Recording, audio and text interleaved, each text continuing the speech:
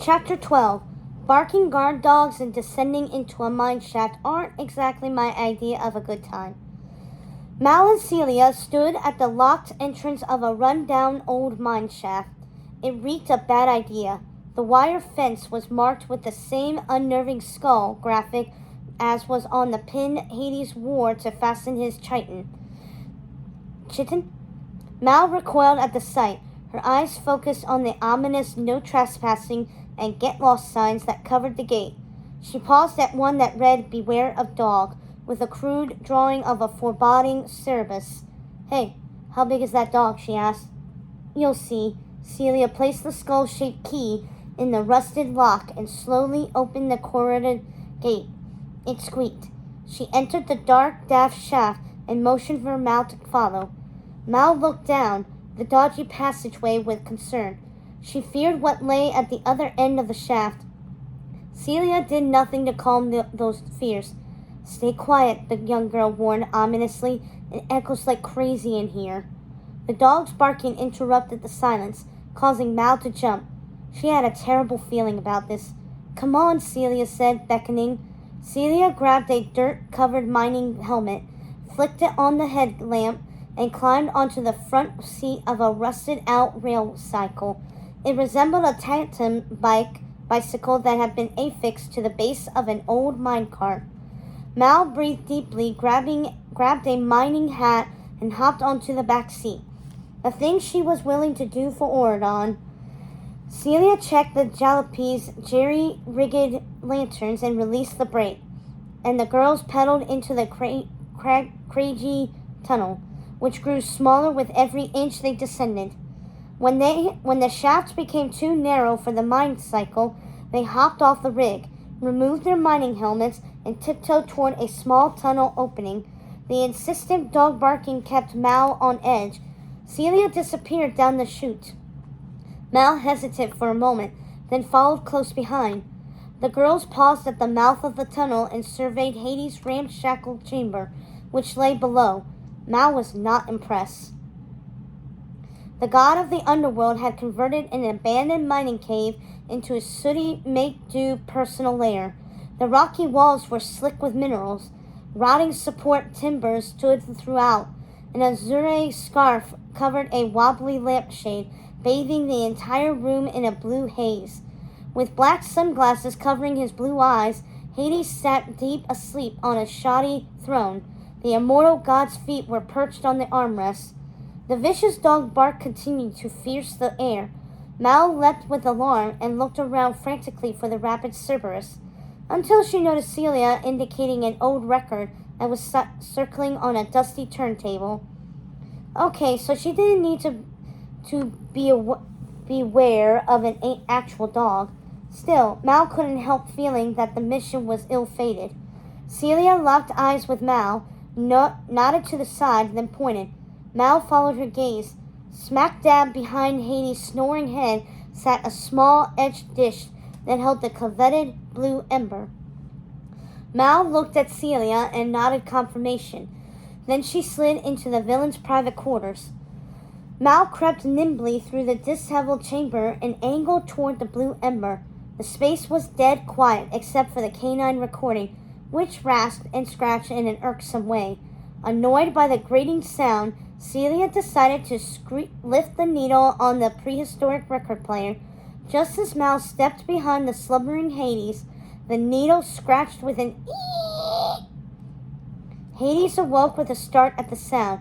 He lifted his sunglasses. His blue eyes shone clear and alert. What are you doing here? He bellowed. His voice sent chills down Mal's spine. Caught, she froze in place and desperately searched her brain for a clever excuse. Then Mal noticed Hades wasn't speaking to her. I noticed you were low on canned corn, said Celia. It was a plausible pretext for Hades' errand girl. Unruffled, Celia walked right up to Hades, reached into her coat, and confidently tossed an expired can of corn at the once powerful villain. Mal had to hand it to Celia. That girl was one fearless, smooth criminal. With Hades' attention directed at Celia, Mal seized her opportunity to take the ember. After everything Mal had done in Oradon to prove her goodness, it felt funny to be stealing again. But she reasoned that this small crime was okay because it was good for a good cause.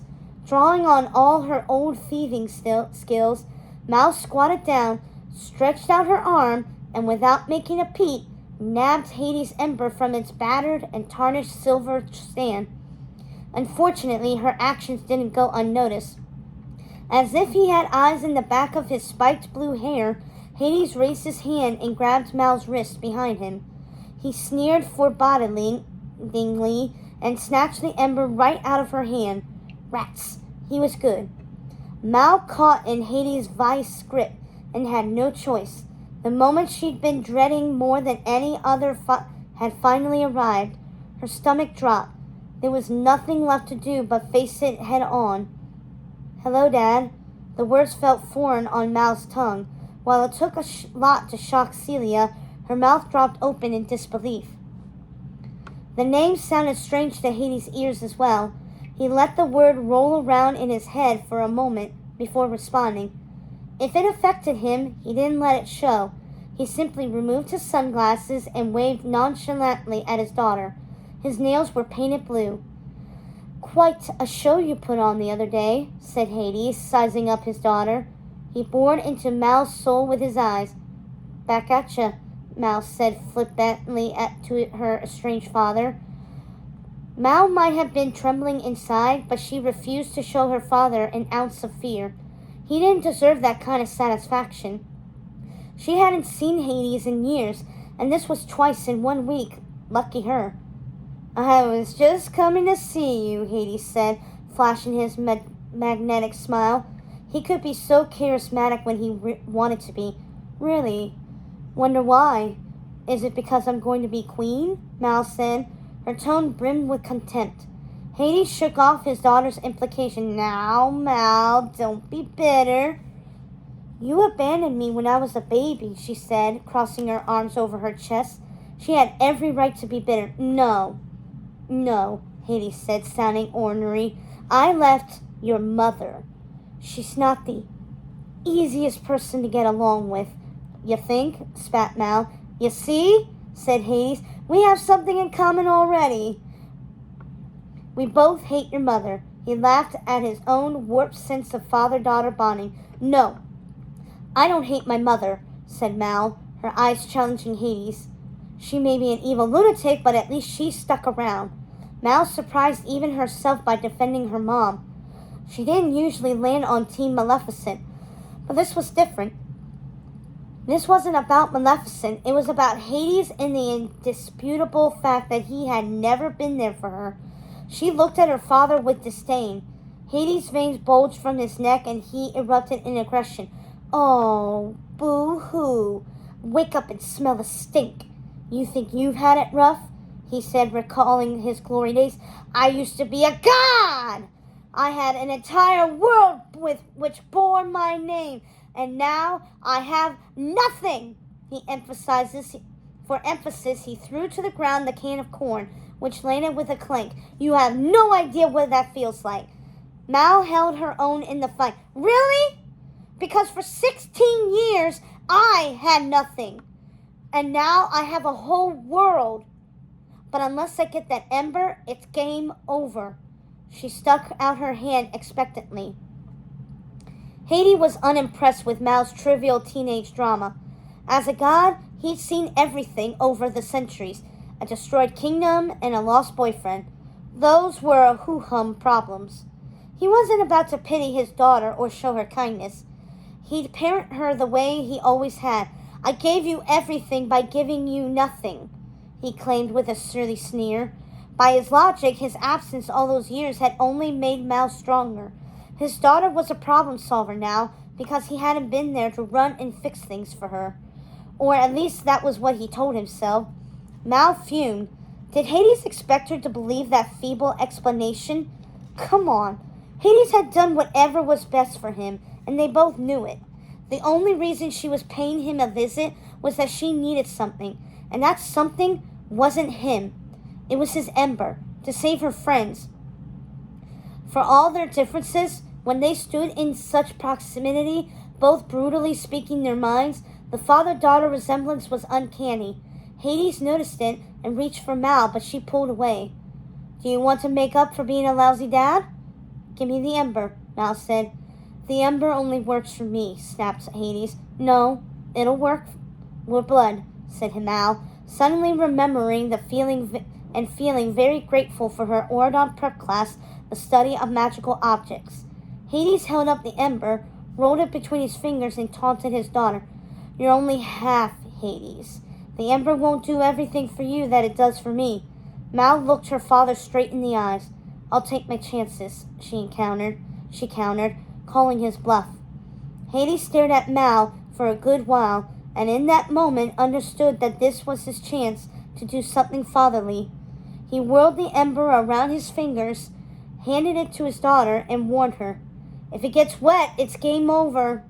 Mal snatched the ember and motioned to Celia, and the two girls were out of there. Hades stared at the tunnel entrance for a moment and allowed the smallest flash of pride to cross his face. That's my girl, he mumbled to himself. Celia and Mal walked through the dark tunnel. I guess that's the reason why he's always asking about you, said Celia. Mal stopped in her tracks and raised her eyebrows, surprised to learn Hades had ever shown an interest in her. Evie is the only one who knows that he's my dad, she told Celia, and as far as I'm concerned, he doesn't even exist. Yet here she was, clutching his ember tightly in her hand. Mal followed Celia through the mine, lost in thought.